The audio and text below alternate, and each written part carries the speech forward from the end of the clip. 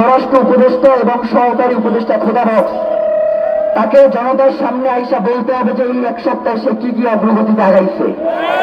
যদি সে এর জবাব দিতে না পারে তাহলে তাকে অবশ্যই পদত্যাগ করতে হবে। আমাদের অবশ্যই দায়িত্ব রয়েছে সরকারকে রক্ষা করা, ঠিক কিনা? কিন্তু আমাদের এমন দায়িত্ব নাই যে আমার ভাই চলে যাবে এরপরেও আমি সরকারকে ধরে বলবো তুলমুলু করবো, এই দায়িত্ব আমরা নেই নাই। আপনারা অতি দ্রুত গ্রেফতার করুন এবং তাকে বিচারের মুখোমুখি করুন। বাংলাদেশে এতদিন যে 17 বছর বিচার করার জন্য তারা কি সংসদে মিশে মজবস্তি করা ফ্লাডে এর জন্য আমরা তাদেরকে পাঠাইছি। অতি দ্রুত যদি এদেরকে গ্রেফতার করা না হয়, ইনকিলাব মঞ্চ যদি আল্লাহ না করুক আমাদের প্রত্যেক ভাই বোনকে যদি শহীদ করে ফেলে, আপনারা এই ইনকিলাব মঞ্চের জায়গায় দাঁড়াইতে পারবেন না। আজ থেকে ইনকিলাব মঞ্চ এর দায়িত্ব আপনাদের বাংলাদেশের সকল জনগণের। ইনকিলাব মঞ্চ বাংলাদেশের স্বাধীনতা সার্বভৌমত্ব রক্ষার জন্য দীর্ঘ 1.5 বছর ধরে আপনাদের পাশে ছিল এবং বাংলাদেশ স্বাধীনতা সার্বভৌমত্ব টিকিয়ে রাখতে মৃত্যু পর্যন্ত আপনাদের পাশে থাকার আমরা অঙ্গীকার করছি। এখানে আমাদের ইনকিলাব ভাই বোন যারা রয়েছেন তাদের চোখের দিকে আমি তাকাইতে পারি না, ওরা শুধু আমার দিকে তাকাই আছে। আমার একটাবার খালি একবার এসে বলে যে ভাই আপনার কাছে আমরা কিচ্ছু জানতে চাই না, বলেন তো ভাইয়ের অন্তত আমরা বিচার করতে পারবো কিনা।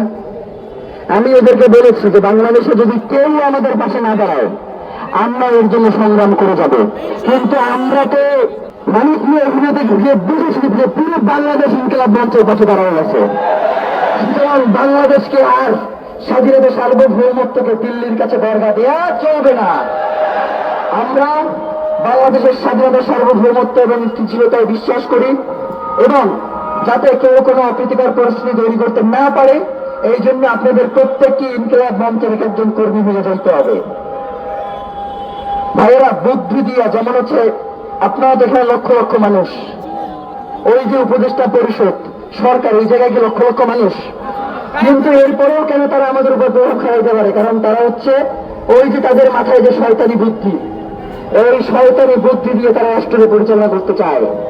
কিন্তু এই সৎ নির্ভীক সাহসী জনতার সামনে তারা দাঁড়াইতেই পারবে না, তারা দাঁড়ানোর সাহসী করতে পারবে না। তাইলে আজকে এইখানে এসে দাঁড়াইতে পারে নাই। মাগরিবের সময় হয়ে আসছে, সন্ধ্যা ঘনিয়ে আসছে, দেশি বিদেশি বিভিন্ন ষড়যন্ত্র হচ্ছে। তারা যাচ্ছে ওসমান হাদি যেই লড়াইটা শুরু করছে এই লড়াইটা যাতে কোনোভাবেই ফোকাসে না থাকে, এই জন্য দেখবেন যে গুলিবিদ্ধ হওয়ার পর থেকে বিভিন্ন জায়গায় বিভিন্ন লোক স্যাবোটেজ করা শুরু করে দিয়েছে। দেখছেন না আপনারা? আমরা কি তাদেরকে সেই সুযোগ দিব? আমাদের প্রথম দাবি হচ্ছে গ্রেফতার করা, এরপর সব আলাপ। মানে আলাপ শুরু হবে গ্রেফতারের মধ্যে দিয়ে, এর আগে কোনো আলাপ চলবে না। ভাইরা, আজকে আমরা তো অবশ্যই সার্বক্ষণিক এখানে থাকবো বা আছি, তো আপনাদেরকে একটু রেস্ট দিতে চাই। আপনারা আজকের জন্য বাসায় যান।